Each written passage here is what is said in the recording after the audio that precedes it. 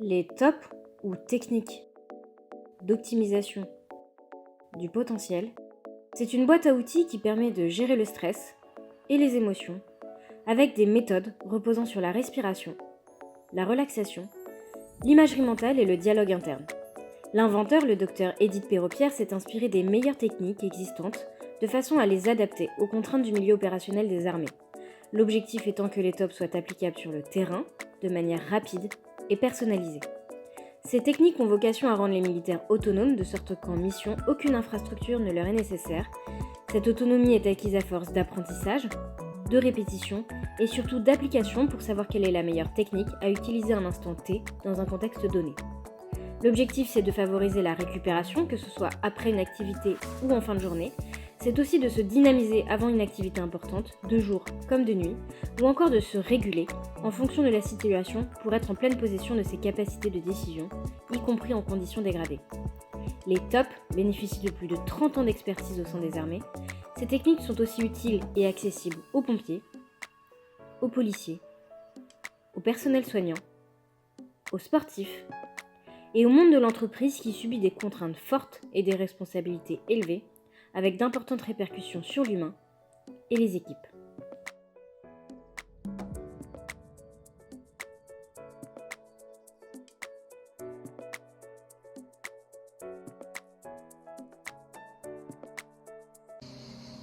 Respirer, se concentrer, devenir plus fort en entraînant son cerveau, les médecins ne sont pas les seuls à s'intéresser à la force mentale.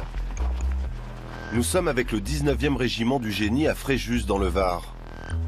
D'habitude, l'image qu'on a de l'armée, c'est plutôt ça. Pompes, abdominaux ou parcours du combattant. Mais la formation militaire n'est plus seulement une affaire de muscles. Cette compagnie du génie part bientôt en mission à l'étranger. Ces soldats devront faire face à des situations de stress et de danger. Pour les mettre en condition, les instructeurs vont les faire plonger du haut d'un pont. Avant le grand saut, un peu d'imagerie mentale. Visualiser une difficulté permet d'en réduire le stress. Et calmement, vous visualisez, vous déroulez ce film, comment je vais rentrer dans l'eau, peut-être se préparer à avoir un peu plus de fraîcheur quand mon corps rentrera dans l'eau. Des bruits juste à côté de cette route, des voitures qui passent, des bruits d'avions, des groupes de gens juste à côté. Imprégnez-vous des lieux et calmement vous visualisez ce saut de pont.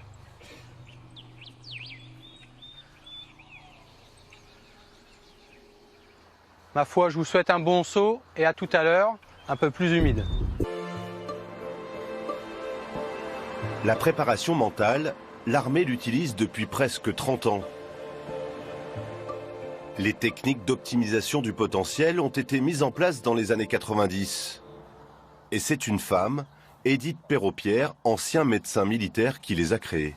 On va aller là, sur la partie là. Comme ça, ils vont travailler sur la séquence préactivation mentale et dynamisation psychophysio.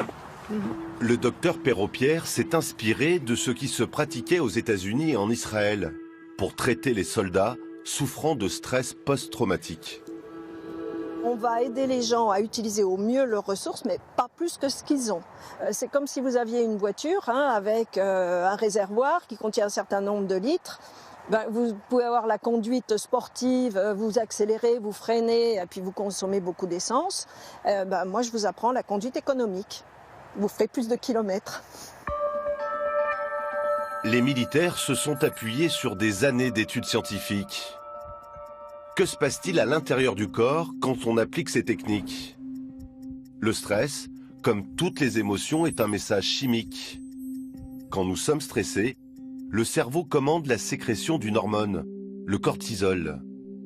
Libérée en excès, cette hormone affaiblit le système immunitaire, génère de la fatigue, de l'hypertension et même de l'embonpoint.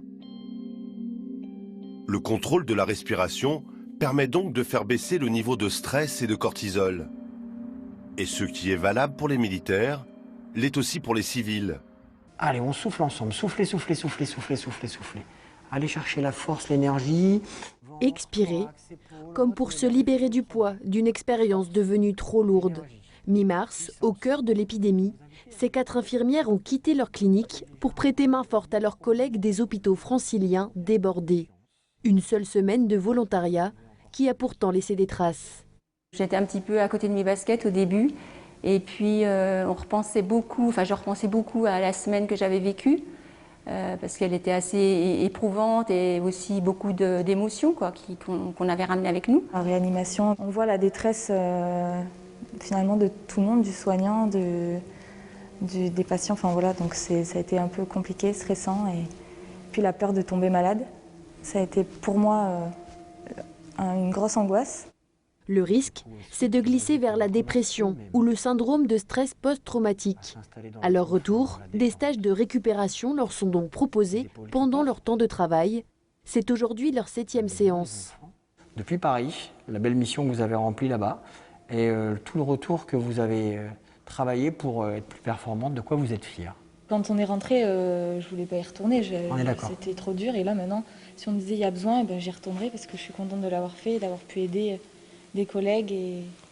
Donc sous-entend que ces séances de top, elles t'ont permis de te reprogrammer pour être capable de retourner un jour en mission comme ça? Oui, parce qu'en fait, je me suis rendu compte qu'on pouvait évacuer le stress.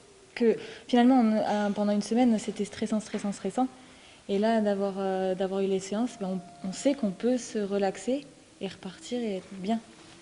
Ces techniques, dites techniques d'optimisation du potentiel, ou TOP, ont été développées dès les années 90 dans l'armée. Une méthode sur mesure qui mêle respiration, imagerie mentale et relaxation. L'originalité de la méthode, c'est qu'on propose des techniques très simples, utilisables par tout le monde,